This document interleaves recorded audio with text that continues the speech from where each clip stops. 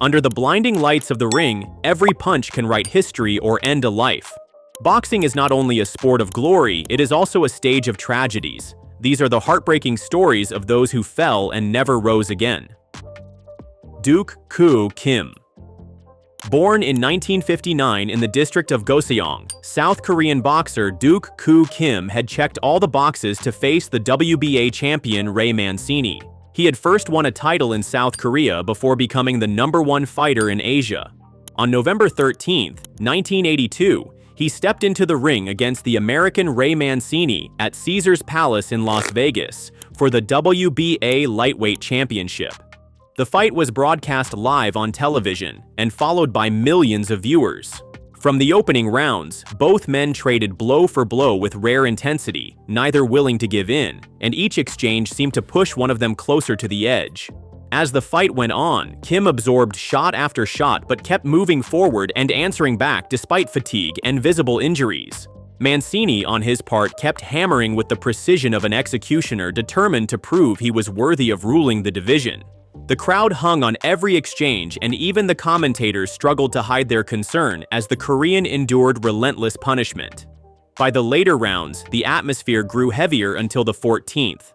At that point, Kim was out of strength, his body no longer responding, and Mancini took advantage to unleash a final series that brought his opponent down. Kim collapsed to the canvas, and the fight was stopped. At first, it seemed like nothing more than total exhaustion. But as he returned to his corner, Kim lost consciousness. He was rushed to the hospital, where doctors diagnosed a massive brain injury. For 4 days, he fought for his life, kept alive by machines, until he passed on November 17th. The news sent shockwaves through the boxing world. The death of Duke Koo Kim did not pass without consequences. It forced the public and boxing authorities to confront the extreme dangers of the sport. Under pressure, the WBA and other organizations reduced championship fights from 15 to 12 rounds to limit risks linked to exhaustion and cumulative damage. The tragedy also led to stronger medical supervision around rings. For Ray Mancini, the event caused a deep depression that scarred him for life. For the referee of that fight and Kim's grieving mother, the aftermath ended in despair as both eventually took their own lives in the months that followed. Benny Parrott.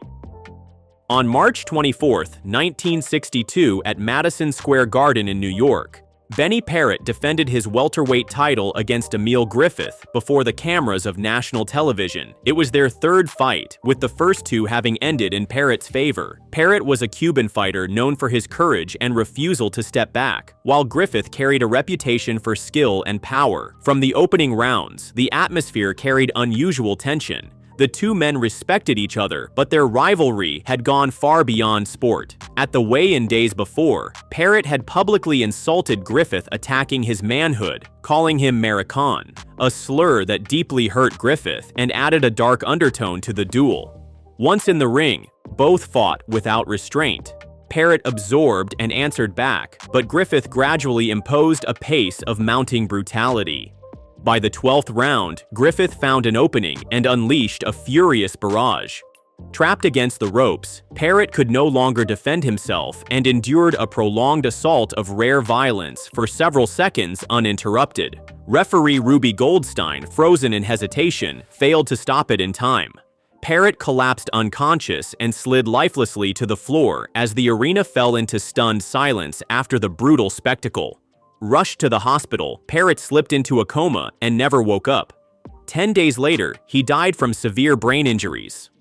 For many observers, his death was not solely due to that night, but to the accumulation of punishment in recent months as he had taken too many fights in too short a time. The tragedy fueled debates, with some calling for boxing to be banned entirely and others pushing instead for stronger protective measures within the sport. Francisco Bobby Chacon. Francisco Bobby Chacon was a fighter whose style relied more on sheer determination and reckless will than refined technique.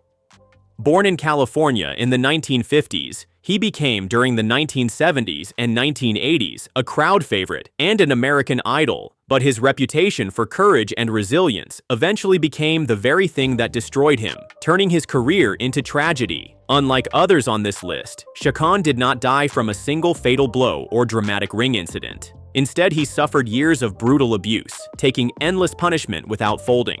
His fights were ordeals where he accepted barrages just to come back with greater fury. Fans adored him for fighting with his heart, but the wars left invisible scars that accumulated over time.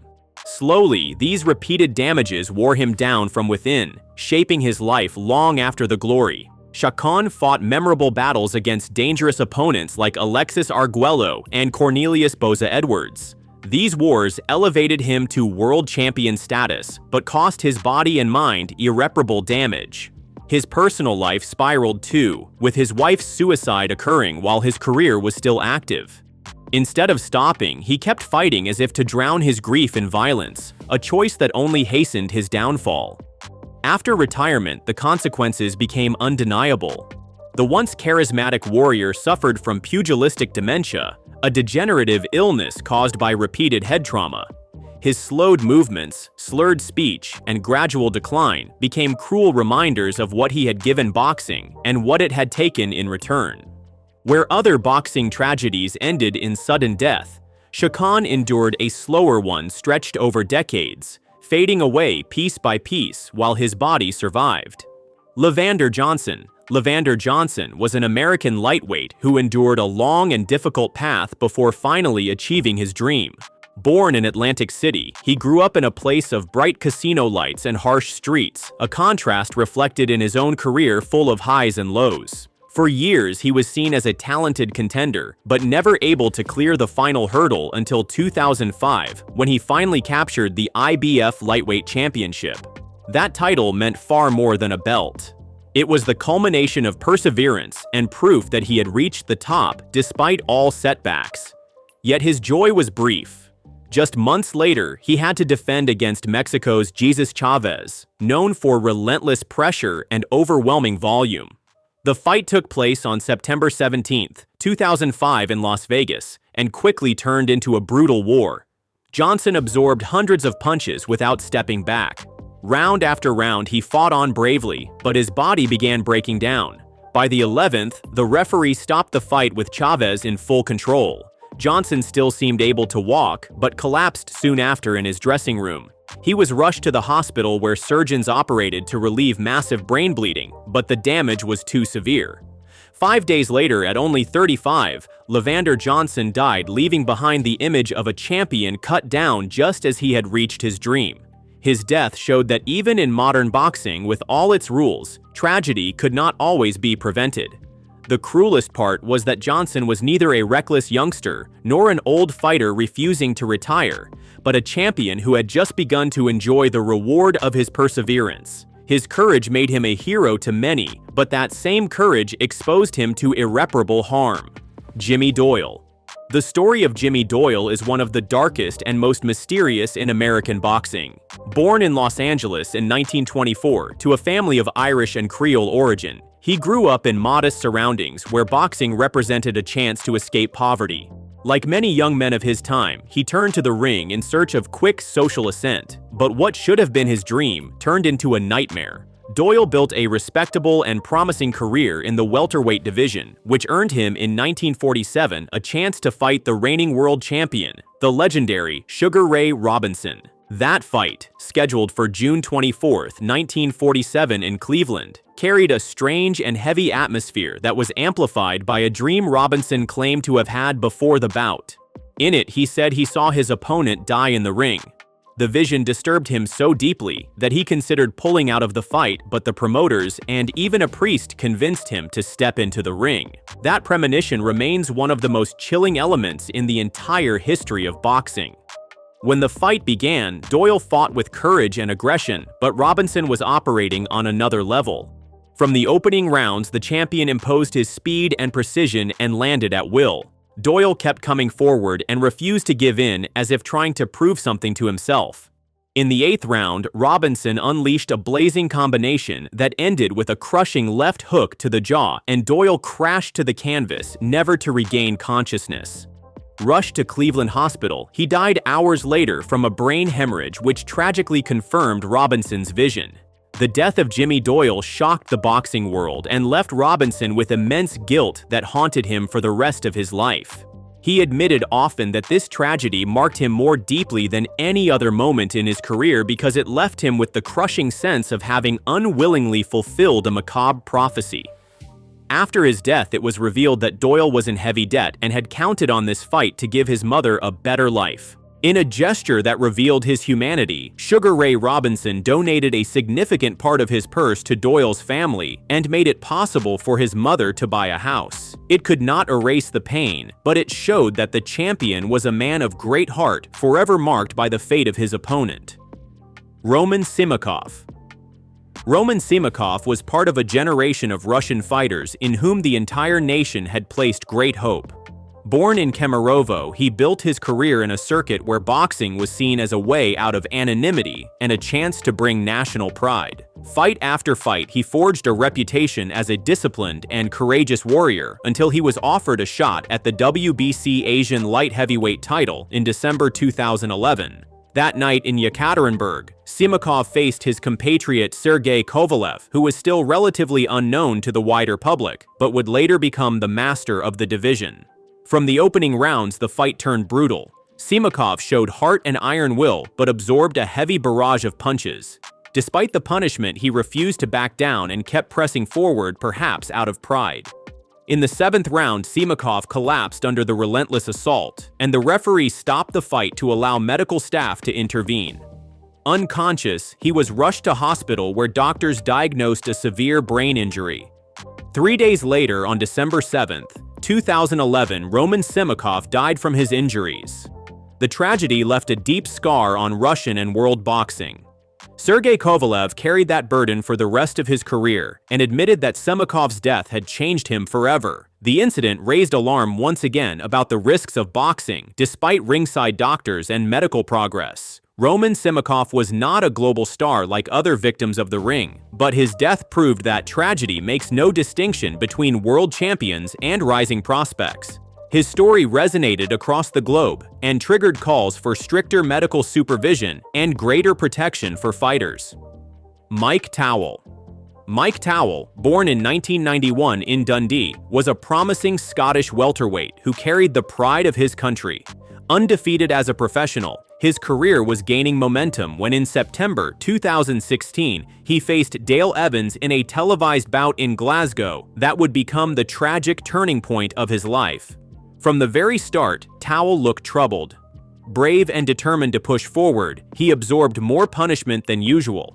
Observers noted that he appeared weakened and unresponsive compared to his normal self. Still, he refused to quit and pressed on, driven by his determination to defend his unbeaten record and prove his worth in front of the Scottish crowd. Round after round, he endured relentless pressure until the 5th, when Evans landed a fierce combination that sent him to the canvas.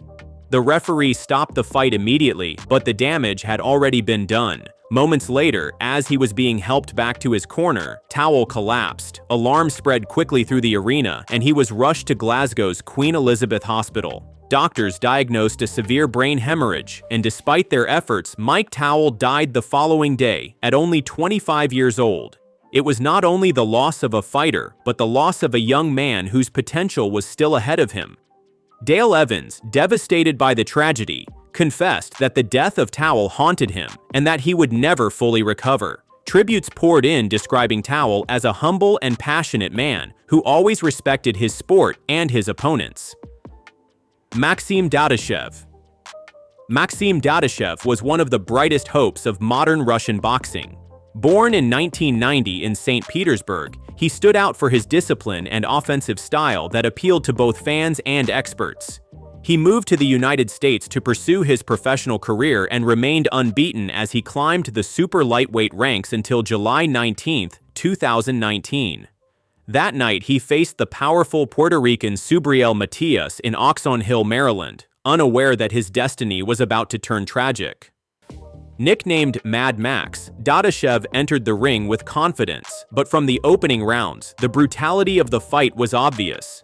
Matias applied constant pressure and fought at a relentless pace while Dadashev stood his ground and refused to retreat. He tried to answer back round after round but absorbed most of the punishment. His experienced trainer Buddy McGirt urged repeatedly to stop the fight, and it was only in the 11th round that he finally intervened. By then, Dadashev was exhausted, unable to defend himself, and the fight was halted. Though he walked out of the ring on his own, he collapsed in the dressing room and lost consciousness. Rushed to hospital, he underwent surgery for a massive brain hemorrhage, but despite desperate medical efforts, he died 4 days later at only 28 years old, leaving behind his wife Elizaveta and their young son. This tragedy could have been avoided had the boxer listened to his trainer. The haunting images of Buddy McGirt begging his fighter to quit remain etched in memory and symbolize the eternal dilemma of trainers torn between protecting the health of their fighters and respecting their unbreakable will to fight.